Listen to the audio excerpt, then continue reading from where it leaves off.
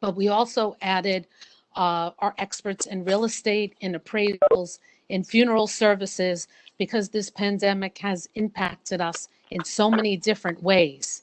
And I really, really hope that today you will get answers to any questions. The one thing that is terrific, and I don't mean this in a negative way to our experts, but it's the only time you are going to get free service from an attorney and a financial advisor. So take advantage of it today for sure. We'll come back afterwards with additional questions and answers. But what we really decided to do, we wanted this conversation to be driven by your questions. So unfortunately, all of you did not submit their questions. I think we got one question. But since Professor Clarke has been moderating this Meet the Experts for so long, he will know what questions to ask each expert. So with that ado, I'm going to first introduce you to this wonderful alumni of experts who volunteer their services every year for me, and I really appreciate it. Welcome, everybody. Thank you so much for joining us. The first expert that I'll introduce is John Ceparano. He is a former St. John's classmate of mine. He was a St. John's cheerleader. I'm sorry, I had to get that in. And he graduated 1985 from the College of Business Administration. He is principal and wealth manager for Moderator Wealth Management, LLC, a fee-only wealth advisory office that provides an uncommon brand of financial and tax planning advice to successful entrepreneurs and retirees. And as a CPA, that's what's so great about John. He's not only a financial advisor, but he has the tax experience. John can recommend and also pass you through an income tax lens. And he is passionate, without a doubt, about making people's lives simpler so they could spend more time doing what they enjoy most. And he has a Bachelor of Science degree in accounting at St. John's University with a minor in economics, and received his Master's of Taxation degree from Florida Atlantic University in August 2005. And he also is joining us from Florida. So thank you, John. Our next, one of our other experts is Donna Fiore. She graduated from law school in 2001, St. John's Law School. She's an elder law attorney with an office located in Astoria. She received her bachelor's degree, magna cum laude, from Baruch College. She is co-chair of the Elder Law Committee of the Queens County Bar Association and the Women's Bar Association of the State of New York. She is proactive in the legal and local community. I could say that for sure. And she received a Woman of the Year award from the Kiwanis Club for her service to the community in 2009. As you can see, it's so great. For her participation with the St. John's University School of Law Alumni Association, she received the recent Graduate Service Award for 2007. Our other trust and estate attorney is Rose Elefante. She is a partner at the Antonelli Law Group. Rose has over 20 years of experience in the areas of estate planning, probate, and administration of estates, special needs planning, and asset protection strategies, including business succession, advanced tax planning, and Medicaid qualifications. And she is also a graduate from the School of Law. She also received an academic merit scholar and editor of the American Bankruptcy Institute Law Review. So we welcome you as well, Rose. Also, we have one of our St. John's parents that is sharing their expertise with us today, and that's Vincent Tamburello. He is the president of Tamburello Appraisal Services, and his primary market area is Long Island, New York City boroughs, Westchester as his secondary market area. And his business services include appraisal review, asset management, consulting, and there's a whole list of services. And property types include residential, land, acreage, commercial, and industrial. So thank you, Vincent. And then we have one of our alumni, their husband, Joseph Velati is joining us, and he comes as an expert every year to meet the experts. And he is a licensed funeral director and owner of the Rosalind Heights Funeral Home, and his wife, Lisa Bruno Velati. Maybe you went to school with her. She graduated 1986 from the College of Business Administration. And lastly, I don't know if Paula is on the line because I can't see all the experts on my phone, but Paula Caruso Annarumma, she is a graduate 1983 of the College of Business Administration. She is a native of Whitestone, and she got her start in real estate on Wall Street in 1983. She was trained on Wall Street in commercial real estate and now sells homes, co-ops, condos, and commercial real estate, mostly in the northeast of Queens. And you might have seen Paula. She was on our Power Hour where we focused on real estate. So she's very, very knowledgeable. So welcome all the experts. Thank you so much. I am going to turn it over to our St. John's historian, Professor John Clarke. He teaches at the College of Business Administration. He teaches law class there. He is one of my professors.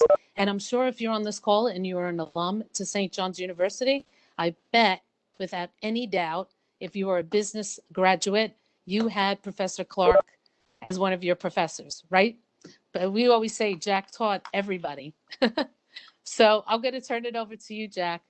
Thank you. And I'm going to turn off my audio and video just so it gives more clarity to our conversation. Thank you. Okay, thank you, Susan, and welcome everyone. I'm on campus today and had my first in-person class in 6 months.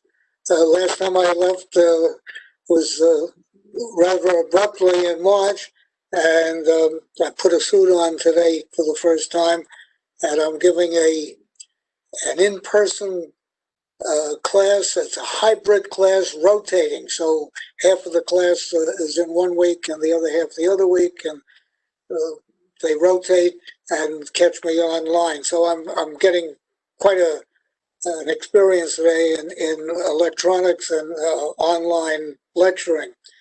We're doing things a little differently. We had planned to have questions that we would throw out to the parties, but as Susan mentioned, we only got one question. It's a good one, but I'll get to that briefly. So I'm going to ask some questions. And I thought it would be a good way to start off because we're going to be spending our viewers' money soon enough. Thought we'd start off with John Ceparano, who, by the way, was also a student of mine, and ask him to tell us about what's happening market-wise and what effect, if any, he thinks the election might have on our future. So, John, do you want to give us a little background there? Well, in the midst of me answering your question, I'd love for Susan to, instead of everybody seeing my rosy face here, is throw up a slide if we have it available regarding what happened with presidents over the last, let's just say, 80, 90 years. Because at this time, you know, so many times in my career, people have said, you know, John, this is a very different time. And today is very different than any other day. And I said that basically people can say that every day of their life. And when you look back, and it may be hard to see this, with all of these presidents go back to I think it's like 1926. You can see whether there was a Democrat or a Republican here at different times. Each and every one of them, the market has had no more impact than a previous impact, unless there was some economic turmoil that wasn't caused by a president, such as a war, a pandemic, and other things. Democrats blame Republicans, Republicans blame Democrats. But typically what works best is when there's either a Democrat or a Republican in-house and the Congress and Senate are split, which basically means they keep each other in check. So everybody is so concerned right now about whether Trump continues, whether you like him or not, or whether Biden goes in and whether he's competent or not, or whatever anybody thinks. It really doesn't matter. What's going to happen is businesses will adapt as far as the market's concerned to whatever's thrown at it. Businesses in a capitalistic society have to make adjustments in order to survive, and they always have. And that is why the market has had the run up that it has, not over just the past 10 or 11 years, but more realistically over the last 40 or 50 years in terms of the major increases that we've all seen. So presidents have short-term impacts, but investing is really a long-term approach. Anybody tries to time the market may be able to get out when it's a good or a bad time perceived by everyone else, but the hard part is to decide when to get back in. So we focus on helping people stay stable, keep their portfolios in balance, make sure that they have cash reserves set aside. And we'll talk about some of these things as we get into IRAs. In terms of what's coming up here right now with the markets, if you closed your eyes like Rip Van Winkle on January 1st and woke up yesterday and saw that your portfolio was basically flat, slightly lower, or slightly ahead, you'd say this sounds like a boring year. But me being in this business, I can tell you, has been anything but boring. The roller coaster ride, which is not just financial but emotional, has paid a major toll on people's concerns about not only what has transpired, but what's going to be coming. People, if they're staying and following rules and guidelines and trying to help us get through this pandemic, is one story. Trying to keep their fears in check, or for those who live alone, depression sets in. So hopefully this thing will lift over the next 3 to 6 months so people can get back to some sort of normal, whatever that may be. So that's what I have right now on what's coming on the markets. I wish I had a crystal ball for everybody and I can make everybody feel better. But I can tell you this, patience and a consistency prevail in the long run when it comes to their portfolio. And most of the retirees I deal with, we leave enough cash reserves so that they don't have to worry about the next 3 to 5 years.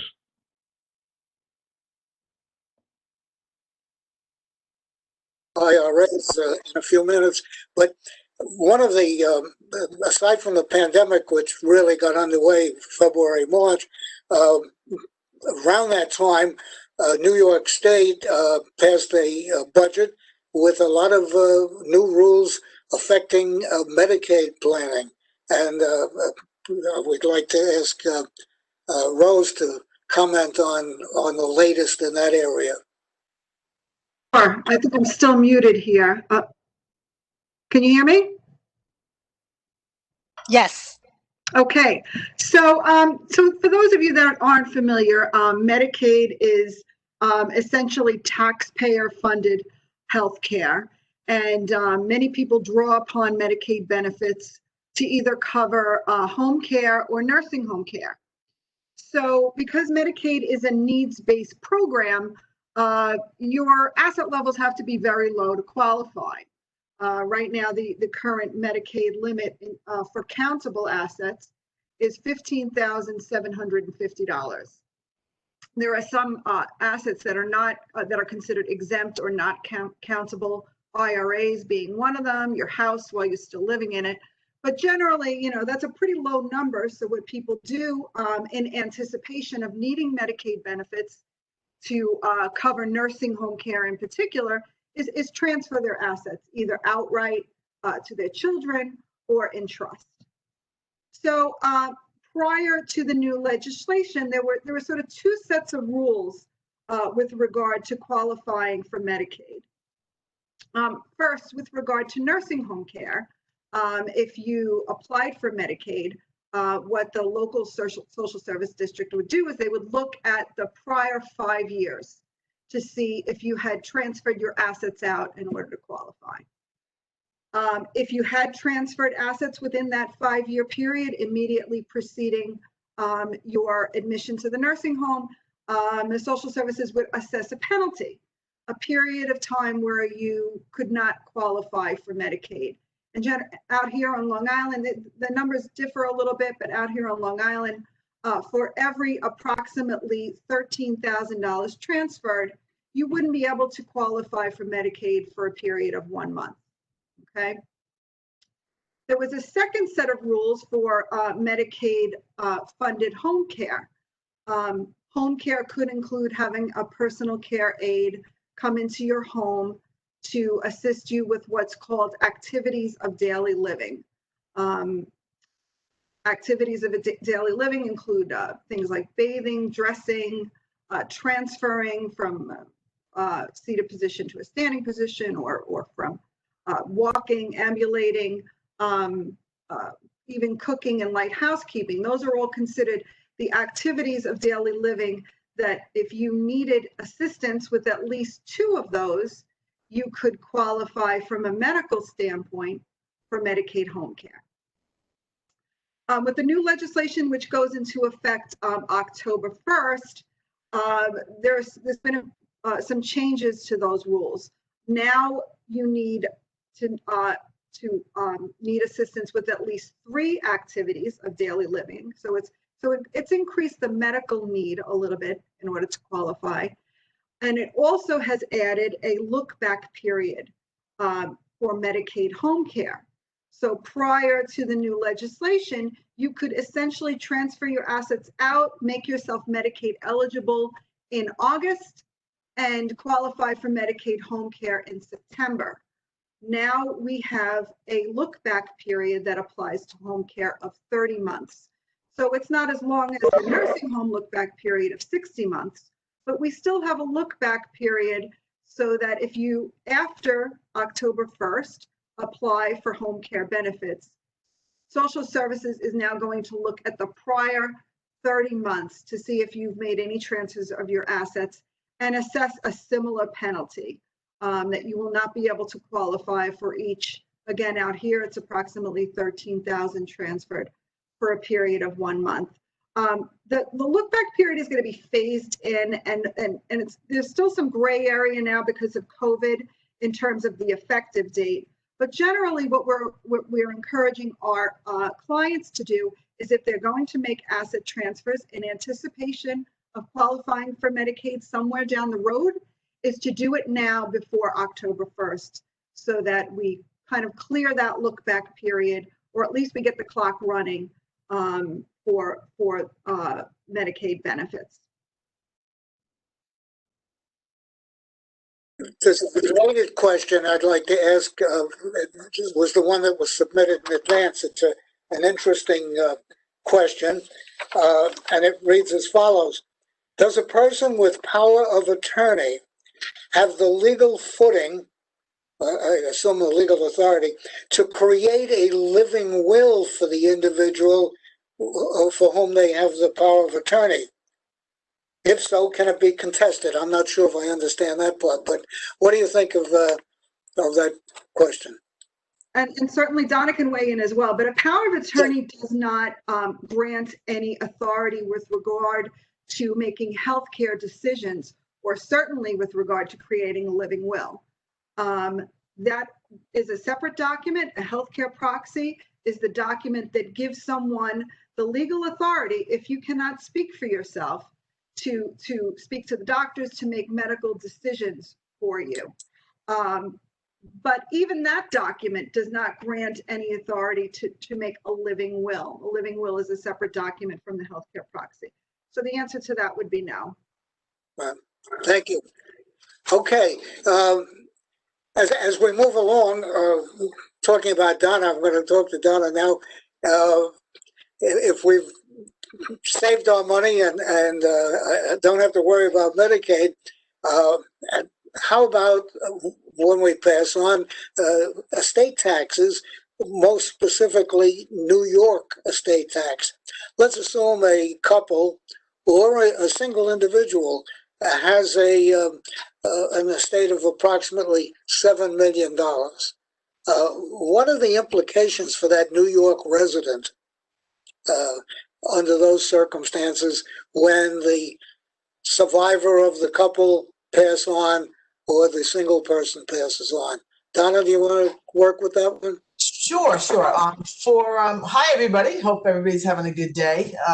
So at this time in New York State, each individual has a $5,850,000 exclusion for Medicaid, for estate tax purposes. So what that means is that if I have a husband and wife, we want to make sure that we use those exclusions for, properly for both of them. So there's a lot of different ways that can be done. So, and I'm sure John can even talk a little bit about this as a CPA.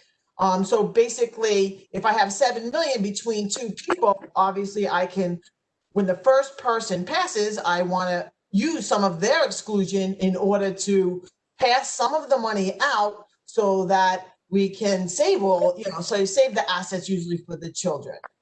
So, there's planning that can be done. That planning can be done through trusts. It can be done through wills, where you do what's called a credit shelter trust will, where you're giving the surviving spouse the option of disclaiming some of their assets so that we can take advantage of the tax credits. There's a lot of different options. Sometimes the surviving spouse wants everything and then they spend it all so that they get underneath the limit, or they wait to do the tax planning after. So there's a lot of, depending on the family, what options they want to try to choose in order to pass their assets along, but also, to not have to pay estate taxes. All right, now how about the single person with that amount of money? What could he or she do to put themselves under the exclusion amount? Well, this would be a great opportunity to actually do some charitable gifting, because by gifting to charity, well, whatever charities that you choose, of course, we would like it to be St. John's if possible, but you can actually bring the value of your estate down so that you are under the limits. So there's, again, many ways to do that, between designations for IRAs even, or which is a whole nother. Again, John can probably talk a little bit more about the IRAs and the different things that have gone on this year for that, but also how you can actually use IRAs to do charitable gifting as well.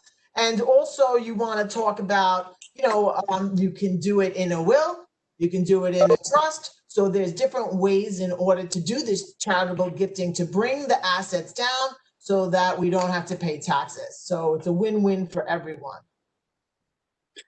What do you think of this possibility of leaving a will where you leave the excess over the exclusion to a charity, so that if you don't know how much you're going to have and you want to play it safe, what do you think of that type of That's definitely an excellent way to handle doing the charitable gifting. Exactly. We don't name a number, but we just say, hey, if I'm over the limit, I'd rather give that money to a charity than to pay it to the government.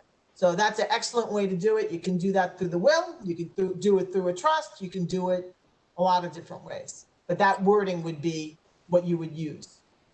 Would you explain to our audience the difference, the peculiarity in the New York State law with the cliff provision that this becomes so important? Yeah, it's very important, because once you go over this limit of 5,850,000, what is it, like 10, 15, I forget what it is, 5%. 5%, then they can pull the whole thing back in and tax you on it. So you definitely want to be, doing some planning. If your assets are in those kind of numbers, you want to do some planning, just because, who wants to give money to for taxes in the government, right? We'd rather see it go where we want it to go rather than to taxes. That's what I love about doing what I do, is I'm trying to make sure people can get qualified for Medicaid or do tax planning so that we can, save their assets for what they really want to see them go. And that amount that we're saving on, the tax would be substantial. Yes. But they pull the whole estate back in, and they're going to tax you on everything. So that's the problem. You go from no tax to 16% of the whole thing, approximately. Yes, definitely. It's a lot of money. It is. Right. People work hard for their money, so they don't want to see it go to waste. Now, of course, with the pandemic, we've really had some interesting bad things happen. And maybe we can ask Mr. Joe Vellotti, about what's been happening and what suggestions he might have in the funeral area because of what happened. So hopefully it's improved, but maybe he could comment on that. Certainly. The pandemic, as everyone knows, or extraordinary amount of deaths in the New York State area, especially the 5 boroughs, Nassau and Suffolk. People that were otherwise healthy, that maybe had some minor underlying conditions, found themselves in a bad state and ultimately passing away unprepared. The amount of people that passed was somewhere between 4 and 5 times the normal volume of people that would pass. So all the funeral homes were caught off guard. The amount of families calling, funeral homes stopped taking families because they all reached their maximum amount of capacity. It was something, I've been at this almost 35 years, and something that I never saw before, nor do I want to see it again. Just from what everyone learned from that, first we had families that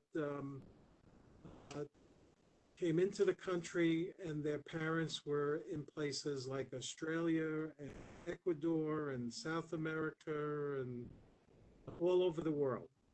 So these people pass without any family here. So now the New York State obviously has a hierarchy of who can authorize funerals, cremations, things like that. So one thing we learned is that just like people that if they go for a will, there's a form that I'm sure the attorneys are familiar with, an agent form. They should name an agent. They should name a primary agent, a secondary agent, just in case something like that happens. And there's also a spot where they can list their wishes if they want to be buried, cremated, anything that they want to do with that. The other thing is, if in an audience like this where people are making pre-planning with elder care attorneys and things like that, it's a good idea to have your pre-arrangements in place, because what that enabled people to do is, if they had paid pre-arrangements in place, they were able to secure that funeral home. Otherwise, people were calling 10, 15, 20 funeral homes looking for somebody to handle their services. So if you had a pre-arrangement in place, you were assured that your arrangements would be handled because you had everything set up with that particular funeral home. The other thing that we saw is also people not knowing what to do. The person passed away suddenly, arrangements were never discussed. It's a good idea, even if you put just something to pen and paper and sort of give people a clue as to what your wishes are. So there's a lot of things that we learned during that period of time that hopefully, people would take under advisement, and then hopefully it will never happen again. Everything would stay the way it is now with everything in check. But overnight, it just took everything by storm. And in the event that should happen again, I think everyone could be better prepared with the steps that I had mentioned. I'd like to comment on that designation of an agent for funeral or burial purposes as contrasted with the normal power of attorney, or as contrasted with leaving instructions in a will. The power of attorney is a separate form that the state gives. It's a New York State public health form, and usually I would just make it part of the person's legal paperwork. Now, what I also advise people to do is very rarely is a person's funeral wishes mentioned in a will. If I do get them before they make the will, I tell them that they should put their wishes in the will. This way, people, if they don't have a pre-arrangement, whoever's the executor or the executrix at least has something to go by. So, you know, it definitely is it is something that's very helpful when that need arises. Well, what I was looking to contrast is the fact that the will, of course, is not effective until it's filed and probated, and or at least some filing, doesn't have to necessarily be probated, but and the power of attorney, general power of attorney, dies with the principal, so that this designation of an agent for this purpose is relatively new, I believe. It's, to my recollection, it's about 20 years old. You know, a couple of, right. Yeah. Okay, thank you. Now, of course, a lot's been happening in the real estate area, in different areas, some affected very adversely and some very positively. So maybe Paula would like to comment on what's happening in real estate these days. Thank you. Do I have to unmute myself or am I on mute? Can you hear me? Hello? You're good. You could just raise your volume a little bit, Paula. Thank you.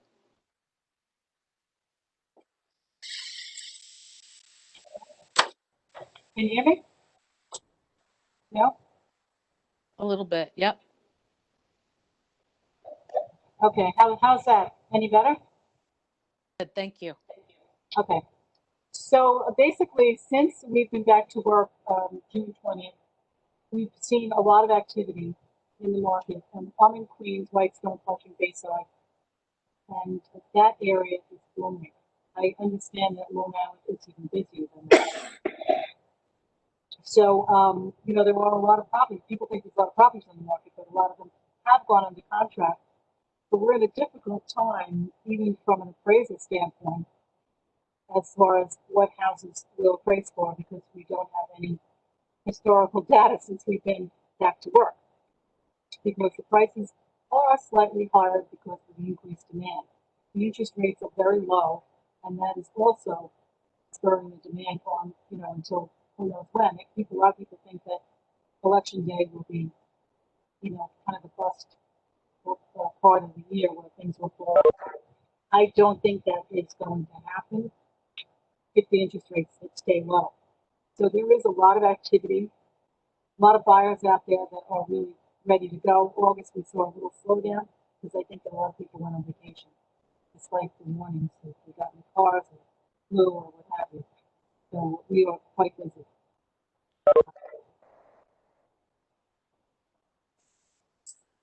Okay. Now, maybe Vincent would like to comment on what's happening with appraisals. When is an appropriate time, given what's going on now, for either gifting or certainly part of an estate, an appraisal? When is it appropriate to have an appraisal? Well, it's appropriate when I guess a lot of times when the estate or the gifter wants to donate it, it really depends on the date that they choose. So it's really a date that they set forth in time, because depending on the amount of the gift, you want the appraisal to come in somewhere around that, or have very little difference at the time that you sell it. So you would incur the least amount of the tax. Now, as Paula said, there's a lot of activity around real estate right now. So it's a mishmash of values depending on the area, the market, and the situation for the estate. I'm seeing a lot of scenarios. You know, for instance, I just did a Brooklyn property of an industrial zoned property, and this client has chosen a date well in the future to establish the gift. And then I have a lot of clients that are on Long Island that are seeing a surge in prices because of the demand from the Manhattan inventory, or people coming out to Long Island to try to acquire a lot of property and to reinvest their money in places that are going to see an appreciation.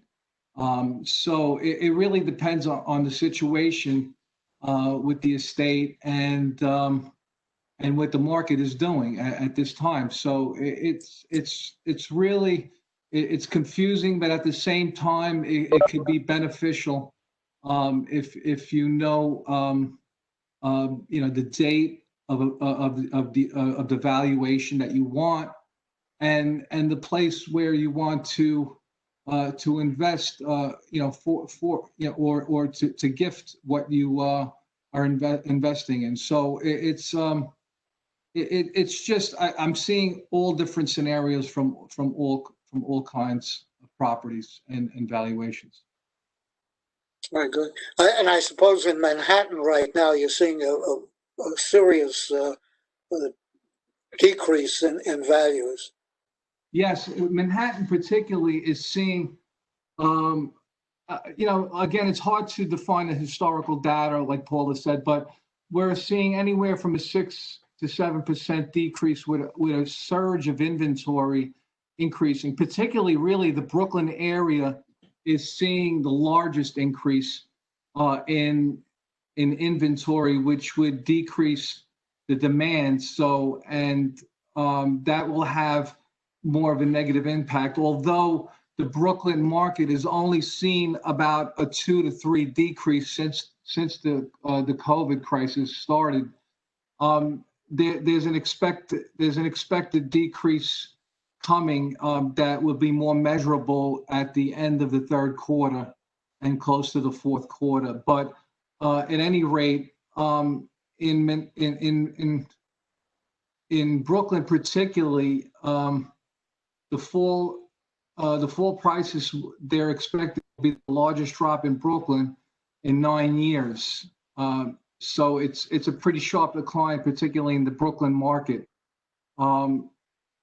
The Manhattan luxury apartment is also going to see a decrease because you don't have those investors that are readily readily buying units in Manhattan because of the crisis. So it's basically a supply and demand ratio that is gonna be seen over the next 4 months, close to 4 to 5%, as we're seeing right here. So it already fell like 2.9%, and for the overall year, you'll probably see it closer to 7%, which is not a big deal, but I think they're expecting things to stabilize by the end of the year, hopefully. So it's not having as much of a dramatic impact as some thought it would be in the beginning. And again, like Paula said, it's very hard to measure these trends because of the lack of historic data at this time. So it's anyone's guess at this time. Thank you. Of course, we're always interested in taxes, and of course, Susan and I are particularly interested in St. John's and charity, et cetera. So let's go back to the IRAs if we can. John, would you make some comments about the state of events in the IRA area? Oh, absolutely. Thank you for the time to share these things. Well, there's two aspects of what's happened to IRAs over the last 2 years. First, there was the Secure Act back in 2018, which reduced the time that people had to increase the time, I should say, when people had to start taking out their required minimum distributions out of their IRAs. So historically, it had been at 70 and a half years old. Do not ask me where the half came from, but that's been on the books for many, many years. I think it may have gone back to 85 when you were teaching me, Professor. But in 2018, they changed that to age 72. So that created a host of opportunities for people to do some tax planning because it relieved them of having to start taking out money that they didn't necessarily need. Therefore, they can do other things during that period. But let me just tell you what happened with the CARES Act more recently. When the CARES Act came out, it permitted IRA owners to skip making their required minimum distributions for 2020. Now, like a moving target, the government can't always predict what's going to happen and how long it's going to happen, even with this pandemic. And when they first came out, like many rules that come out from the IRS and the Treasury, they need some clarification. Well, these laws got changed a few times, and ultimately, it basically said that by next week, August 31st, you were able to go back to the beginning of this year, and if you took out any required minimum distributions, whether they related to 2019 that had to be made by April 15th, or which is only for those people that died in the prior year, or they turned 70 and a half in the prior year, and they had until the end of the year. Most people take their required minimum distribution year by year, so they don't have two in 1 year. Typically, when they turn the 70 and a half year old, you want to have them in that year take it, and then the following year just start taking the rest. But it's all based on facts and circumstances. But in 2020, the CARES Act came out and said that we can extend that out in terms of rolling it back in, because you're not required this year to take the required minimum distribution. And that extension goes all the way out until August 31st, which is literally only 6 days away. So if you have not rolled it back in from out of your IRA back into the same IRA that you had, you will have to pay the tax on that just like any other year. But there's some planning opportunities here, and let me just tell you who that affected and what types of IRAs. That related to any type of IRAs, a simple, a SEP, an inherited, which the law was changed midstream, traditional, as well as SEPs for self-employed people. No relief is necessary for Roth IRAs, not to be confused here, because Roth IRAs don't have a mandate that you take out any required minimum distributions. So keep in mind, most of the times when people take in required minimum distributions out, they are fully taxable, but there are some people who had non-deductible IRAs that are combined in these Roth accounts, in these traditional IRAs, or still in their 401ks, where they were after-tax dollars. So make sure that your accountant CPA is keeping track of them, because you don't want to pay tax on them twice. So two rules came out. One was Rule IRS Notice 2020-50 and 51. You don't have to remember any of these, but it is key for the CPAs to keep you informed. And in many cases, by law, the holders of these IRAs, the custodians, were supposed to notify you that you weren't required to take them out. But they've been slow in coming because the laws kept changing. So I guess one of the things that's most important here is, well, what can you do with that? So being that this is these laws have changed and there's potential concerns about what may happen with taxes depending on whether Democrats or Republicans are in the House, I'm going to just leave you with 5 or 6 quick potential steps that you can take. From the investment side, people are concerned that there may be another dip. Sit down with your investment person, wealth manager, such as a person like myself, and make sure that you have the right asset allocation. How much is in stocks versus how much is in bonds? And please make sure that you are diversified, because different segments of the market right now are exploding and doing extremely well, and others have been struggling. So they've been balancing each other out, which is why people right now with most of their portfolios basically have a small gain or small loss if they're diversified, which is fantastic in this crazy year. The next one is that if you don't have to take your RMDs, your required minimum distributions, you can use this rare opportunity to do some Roth conversions, which means that you can take money still out of your IRAs, which would do a multitude of things, especially with the estate tax planners on the phone here, and that is to reduce your estate tax, either by charitable distributions, which you're able to take now, and that rule is still at 70.5. And what that means is you're able to take money out of your IRAs, pay them directly to charities such as St. John's, and not pay any taxes on that money, and at the same time reduce your IRAs, which would be the worst account to give to your heirs compared to a Roth or even just a taxable account, because under current tax laws, the portfolio that you may have gets stepped up to the current basis. Roths continue to make money without ever having to pay taxes on them, just as long as you hold at least the first Roth that you put in for 5 years. And even if you took money out of a Roth, the principal is never going to be taxed again because it was already taxed. This is a lot of information, and there's a lot of things to capture here. Then the last three things are try to capture any losses that you have this year. The chances are that tax rates are going to rise in the future, regardless of what party's in there. We've just had over $3 trillion be distributed out to our society, and that somebody's going to have to pay for that, and it always trickles down to typically the middle class. So if you have capital losses to offset against future gains, which are probably going to be at higher tax rates, regardless of who's in office, it'd be a good opportunity if they exist. If no losses exist in your portfolio and you have some gains, you may want to take those now before those assets continue to rise at an even higher rate in the future. So these are some things to consider, but you would only want to do that without jumping into a next highest bracket. And then going back to the estate tax planning issues here, try to capture some estate tax exemption opportunities here. And one of the ways I think somebody already mentioned here is to try to make charitable gifts that you were already intending to make. If you can make some of those distributions now and enjoy the benefit of seeing your heirs enjoy that money and use that money to either pay down debt or do some other things that are practical or help their children, that'd be a great opportunity. And then somebody also mentioned taking qualified charitable distributions, which I mentioned earlier, which will reduce your current balances and help you reduce your future required minimum distributions. That is a combination of presidential considerations. It's a combination of the tax law changes enacted by the CARES Act. And this stuff can be very confusing. This is why you have a panel like this to give you the things that you should be paying attention to, and then go back to your professionals to review these and incorporate these into your total planning. Okay, thank you.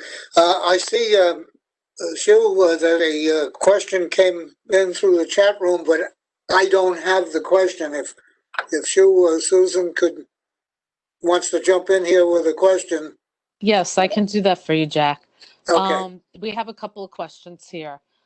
One is, what are the tax consequences involved when someone places their primary residence in a trust?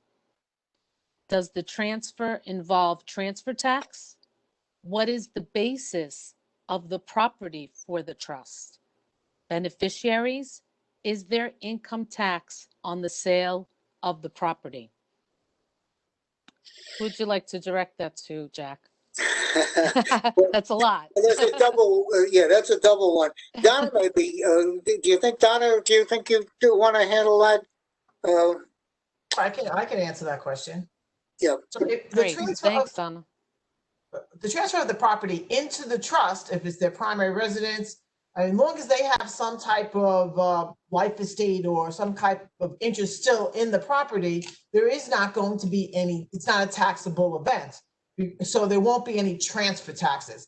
There'll be a recordal fee, but not a transfer tax.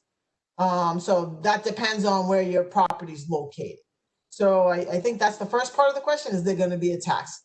As far as what is the basis that that person has in that property, whether you put it in the trust or if you just had it on the outside, you didn't put it in the trust yet, your tax basis is the value of whatever you purchased that property for.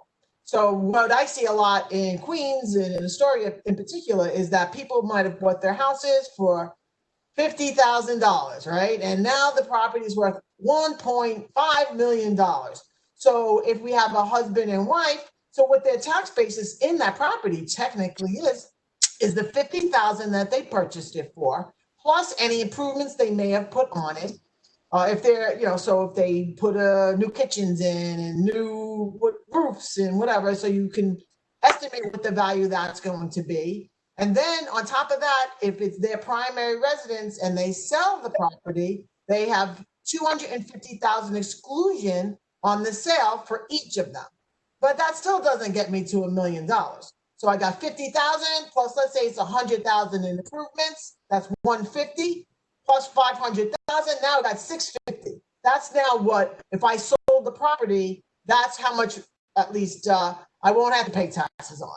Anything above the 650, I'm going to have to pay capital gains taxes on, unless I do what's called a 1031 exchange, where I buy an investment property with that other money, the money that's over, or a portion of the money, in which case that's another way to try to shelter some of that, to not have to pay the taxes. So there's a lot of different things that you can do, but that happens often, when you're selling your properties. That's why a lot of people want to keep their properties.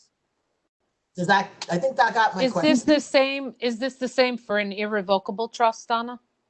Yeah, because an irrevocable trust, it depends. There are certain irrevocable trusts that are specifically for tax purposes, in which case you're trying to claim some of the tax now, and I guess John can speak a little bit more about how that can be done. So you're really divesting yourself of all ownership rights in that property. So it's for tax purposes versus an irrevocable trust that may be for Medicaid purposes, where I have my toes still in there. So my toes still in that trust. So that means that the property that's in that trust will pass to my heirs at the date of death value. So basically, by putting it in an irrevocable trust where I still have some decision rights, where I can change the trustees, I can train, I have to still pay for the expenses of the house. These types of things that link me to that trust brings it, now it's date of death value. So when I pass on, then the kids inherit it. They inherit it at date of death value. I've done estate tax planning, I've done Medicaid planning, and the kids, it's a win-win, no capital gains. So there's a lot of different kinds of trust that can be helpful for all kinds of different planning purposes. John, do you want to chime in a little bit on that, or Rose? It's up to you. Rose, it's up to you. That's fine. Donna covered it very well, as a matter of fact. And of course, Donna and everybody else can hear attest. The facts and circumstances are going to be unique to the unique circumstances. In terms of putting things into irrevocable trust, the hardest thing that most people have is the word lose, is control.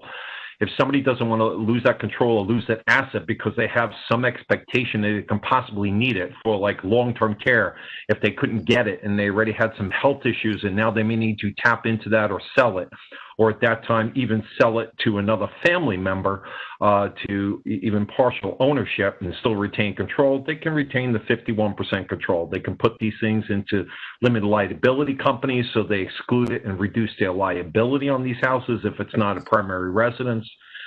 There was a question asked on the chat here about how do I split it up amongst 15 people, keep it in the family, and all these kind of circumstances. It gets very complicated, but a lot of times, sometimes, just as long as the people who own the house right now can afford it, we can toss this back to Donna, but based on the way that the titling is set up, that I've seen, it can go directly to these people and go into a trust at that point for the family. But that is really a stretch, because then you got to hope that the family agrees on everything. Everybody still wants it. People change their minds.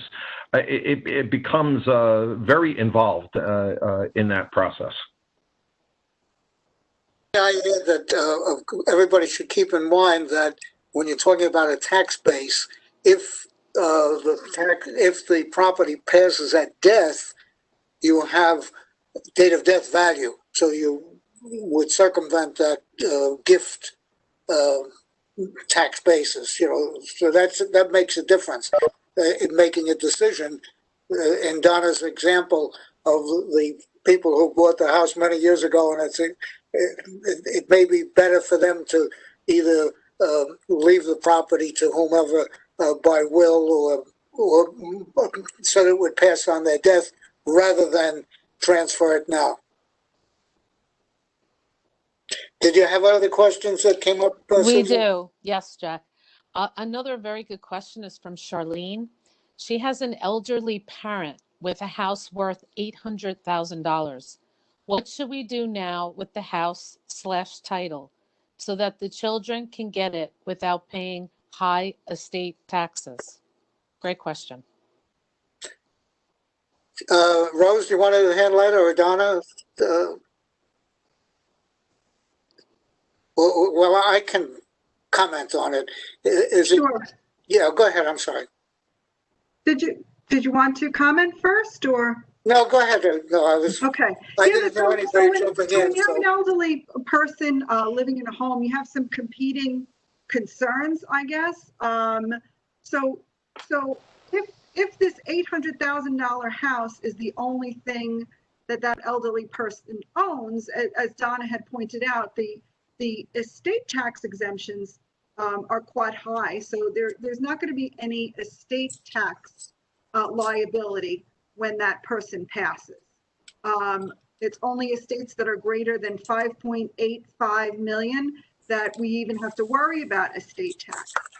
The capital gains issue is something that was addressed before. If that house is sold during the elderly person's lifetime, there's likely going to be capital gains. If it was purchased for $50,000, is now worth $1 million, we're going to have taxable gain. If the children inherit that home after your relative passes, they will inherit the home with a full stepped up basis. In other words, they inherit it at the date of death value. So there's likely going to be no capital gains tax.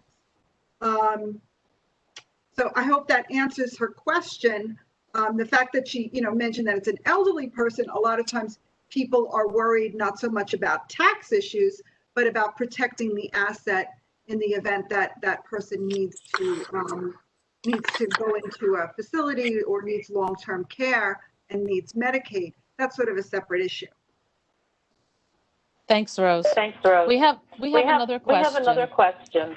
What is the best way to handle ownership of a shared family vacation house as it is being passed on to increasingly larger generations? For example, went from 4 brothers to 15 cousins and now potentially 30 of the next generation. We want it to remain in the family and protected from divorce, etc. Great question. John is holding his hands up. John, you want to respond? John, you want to respond? Well, I don't want to respond from a legal standpoint, but I do just want to clarify something. If the people in any of these examples, it's their primary residence, from a federal standpoint, states are going to be uniquely different. There is an exclusion for a married couple right now in their primary residence. So the gain won't be as large as some people may anticipate. There is an exclusion for federal purposes of the first $500,000 of gain. That's not the sales price. So using Donna's example earlier, and if those were the right facts, and somebody sold it for $800,000 or even $1.5 million, I think she used, the first $500,000 of gain over the $650,000 in basis, which means that anything over $1,150,000 would be taxed. So the only taxable gain there would be around $350,000. But if we have a house here, in this example, not from a legal standpoint, there is not even a tax consequence right now at that level, unless the basis was below $300,000 for a single person, roughly. So it depends on the facts and circumstances, and residences that people lived in the last 2 out of the last 5 years have that exclusion amount, $250,000 per person unless they're married, $500,000. So that's a starting point. When it gets into how to set it up for generations to have it upon your death, I'm going to leave that to the Donna and the Roses.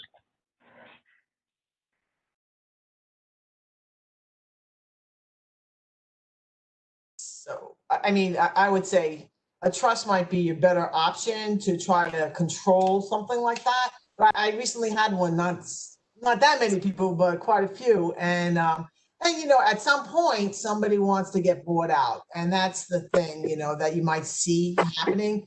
And then, and in the case that I had, actually, it was, you know, for these purposes of trying to make sure that no one's spouse could, you know, attack the property. But if you have say one of these cousins are all over the United States, you might have some of these cousins that live in community property states. That means I can't really shelter this and save this asset because the laws of that state say that, you know, everything's open, they can get their hands on it, right? So that's what a community property means, you know, like you own it, I own it. So it's tricky, especially with that amount of people, 15 people. Yeah, my suggestion would be see if you can buy any of them out.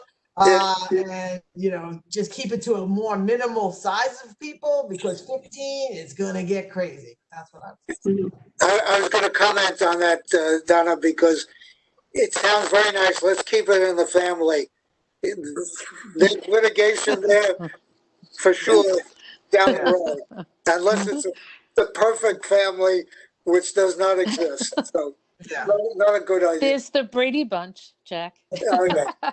No Brady bunches. It just doesn't work. But well, she said it not only 15s, they're looking even at 30. Oh, yeah, it's like keeps growing. So I think that'll cause more I've been issues. down that road. I've been down that road, and it's trouble ahead. But of course, it's doable legally. But I'm not making a legal comment. I'm making an actual comment. Trouble. Right. Paula, I know we were talking a lot about real estate. Would you like to chime in on? I'm sure you're working with the families very closely on this. Any comments about this? Well, yeah, I think that having that many people would be very difficult to schedule who's going to be using it. But, you know, that's another end of the market that we really don't see too much in Queens here as far as vacation homes. We see mostly, you know, primary residents and things like that. Are you hearing me now that I have the headphones on? Can you hear me? Still coming in a little choppy, unfortunately. Okay. Yeah. Why it is, Yeah. Could be my internet connection. I wanted to ask Vincent, while we're still on the topic of real estate, you talked about Brooklyn and you talked about Manhattan. And I know a lot of our viewers and alumni are out on Long Island. A lot of people own houses, you know, in the Hamptons or secondary homes. And I know when we were doing our test run, you were out in the Hamptons. Can you tell us what that market is looking at and appraisal wise? And, you know, you forecasted a decrease in Brooklyn. What does it look like for Long Island, for Nassau and Suffolk County? Yeah, it's actually a complete opposite on Long Island and in the Hamptons. A lot of people I was out there when I was trying to join the meeting. I was actually in traffic that looked very similar to the rush hour in Manhattan or coming out. It was just incredible. So I think, and just conversation with a lot of buyers and sellers out there, that they're operating from their homes nowadays. I mean, it's just, this is the world we live in. On a smaller note, though, I mean, places that were just sleepy towns like Shirley and Mastic are seeing like the greatest increase with, 10 to 20% over asking prices on the sale prices. So, and in some cases, they're not even appraising because they're so far above the asking price that we as appraisers are having a hard time justifying that increase. So, but with that, the buyers, particularly from the city areas, are coming up with that difference. So while the city is suffering, the Long Island area is benefiting from all of that demand, that pent-up demand, due to the COVID crisis and other crises, as you know, in the news lately. So Long Island is benefiting at this moment, and in the foreseeable future, they're predicting, somewhere between 5 to 10% increases on all property values, particularly in Suffolk County. You're getting good increases in Nassau, and even in the outer boroughs, like Queens is sort of benefiting from it, but it's kind of stable. I'm doing a few things in Jamaica and the Briarwood section, and I find that the values are kind of just basically flat, because even people from Brooklyn are sort of migrating to the quieter areas of Queens, but really, by and large, most of the migration is happening on the east end of Long Island. Yeah, this is definitely, things are changing. We have another question. Now I'm going to shift it over to John. This question is, I will be 72 on December 7th, and will all distributions I take from a traditional IRA in 2022, she's going to be 72, I'm sorry, December 7th, 2022. So will all distributions that she takes from her traditional IRA in 2022 before December 7th, 2022, whether to me directly or from IRA directly to a charity, be counted as part of my RMD, or are only distributions taken after December 7th, 2022 counted as an RMD? That's for John. Okay. That's for John. Can you hear me? Can you hear me? Yes. Yes. Well, I think I mentioned it earlier. There's the ages. There's two different distinctions, and they kept the rule for qualified charitable distributions still at age 70 and a half. So the reality is that if you're 72 in 2022, you won't be 70 and a half until next June sometime. So next year, after the date of 70 and a half, you're able to make distributions to charities and qualify only after that date. So let's call it June 27th, but to be safe, call it June 28th. And then in 2021, you're able to do it, and 2022. The 72-year-old rule only requires you taking money out of the plan without regard to being for charities or not.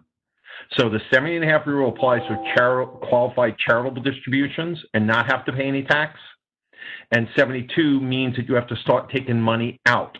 Now, what's interesting is when you do give to a charity after you are 70 and a half, and after you're 72, if you continue to give money to charities, that money will count towards your required minimum distribution, therefore reducing your taxable income.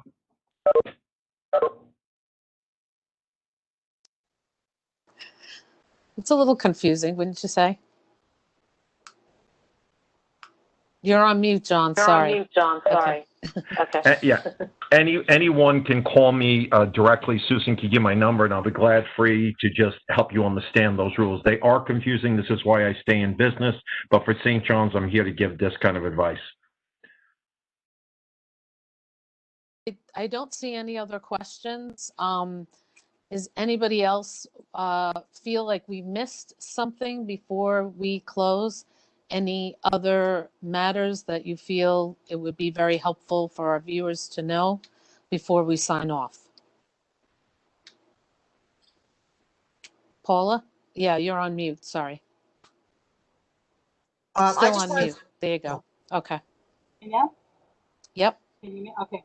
No, I don't know the other people on the panel, and I think it would be great if we could get their information. So we'd certainly love to get them in business. And everybody should just kind of get their information. Sure. Contact information. That we can do. After this session, the viewers will be getting an email with the recording, and they will be getting the contact information for all the experts. If you come up with additional questions, everybody will be happy to answer them for you offline. Jack, before we close, I'm going to give it back to you. Oh, I think everybody did a great job and answered Yes. all the questions, and I was happy that we got it to the right people. Everybody did very well, and I think we covered it. By the way, you said in the beginning about having done this for 16 years. You did the first really classy one. Oh, I had done that's it so many years nice. before that. You know, Thank you. you, And you, you're ra- always, you you always raised the do. bar. Well, you do a great job as our moderator, and we really appreciate you helping us. I will say I cannot close because someone just snuck in one more question. I'm sorry if we can answer it, because I just feel like that is, the goal of this session is to answer everyone's questions. So this comes again from John. You have great question. This will have to be our last question. Do you get double benefit if you donate appreciated stock? I love it. You I could, would say yes. John, what do you think? What do you think? Yes, when you have a choice of what you're going to give away, appreciated stock for a number of reasons is beneficial. A lot of times people come to us and we try to help them get diversified, but they may have inherited this stock themselves, AT&T or whatever, and they've had it for 20 years, 30 years, whatever it is. They had it from their parents or uncles or aunts, and that thing has such a high gain that you will get the benefit of the current market value, even though the basis, which is transferred to you either upon somebody gifting it to you or upon a death. But if you held it for a long period of time, you had this gain. If you sold it first and then gave away the money, you wouldn't have as much to give away. So it's, in many cases, you just have to make sure that the charitable organization is set up to receive that money. And in many cases with some charities, I've actually helped them set that up. Most large organizations, you pick what you want, like even St. John's, is set up to receive those charitable donations of appreciated stock. And in many cases, they will either put it into their portfolio or they will sell it and they won't have to pay tax. So it's the best of both worlds. So yes, giving appreciated stock is a great way to get assets out of your estate. And thanks, John, for bringing that up. We're going to close. This was very informative. Once again, the alumni experts, you were awesome and very, you gave us a lot to think about, especially during the pandemic. We really need to know, a lot about real estate because many people are considering moving. Let's hope everybody doesn't move out of New York City. We hang tough, like my sign says behind here, St. John's tough. And also, Joseph, thank you. I mean, unfortunately, many people have passed away because of the pandemic. It is something to think about, God forbid we do get sick. And we always don't want to think about it, but we're not going to be living here forever. And we really have to have our estates in order, especially during this time. It's, it's a time of a bit uncertainty. So thank you for sharing that information of what we can do to safeguard and to organize our estate. So whoever is our executor is not hit with a complete mess. And we know real estate, as well, with one of the questions, families own a lot of property. And now one person's like, I want to leave New York. I want to go to Florida. And everybody's like, wait a second, we want to keep this house. And so family discussions are definitely needed. And John, thank you for, information about the CARES Act. I still find it very confusing, sorry to say, but I think you really clarified that for us. And also to have a team of, a trusted estate attorney, have that trusted real estate agent, on your side, and your financial advisor, like a John Ceparano, that are really there to help you sort all of this out so you can have the best portfolio and best plan for yourself and for your family. And of course, I do raise money for the university. So if there is benefits, and of course, we did bring up charitable planning and giving, I hope you will consider making a gift to your alma mater. We really do need it, especially this year. We need our support from our alumni. It's really important. Our students need help to continue their education, and the university has lots of expenses. So your annual gift each year does definitely, no matter what amount it is, it definitely helps the schools. So please, if you are going to make your year-end gift, if you can consider St. John's, we'd really, really appreciate it. And John, did you want to say something? You're on mute. You're on mute. I'm sorry. Everyone has spent so much time over the last 6 months, and they've filled their time in many cases doing home projects and filling their time, trying to think of who to call, what to do. All the professionals on this call are waiting for you to give them a call or somebody else that you use to get your financial affairs in order. There is no better time, because I can assure you, if everybody is feeling well, when this pandemic passes, you're going to start spending money again. You're going to go back into your old habits, and then you're going to use excuses not to get this stuff done. So I've been quoted as being pleasantly persistent, and Susan can attest to that with her own family. So please, take this time, think about these things, don't ignore them, because the reality is if you want to get all your affairs in order, you have to just take that first step. Thank you. Well said. Thank you. Well said. Thank you again. I hope you will join us for our next Power Hour. It is actually our first Power Hour was on public health, and now we're going to have a part 2. So we'll get an update on what has been happening in that area and what is going on with the virus, with the pandemic. Hopefully, we will have all good news for you, and that will be in September on Tuesday at 1 o'clock. So thank you. Thank you to the experts again, and we'll see you next time. Bye-bye.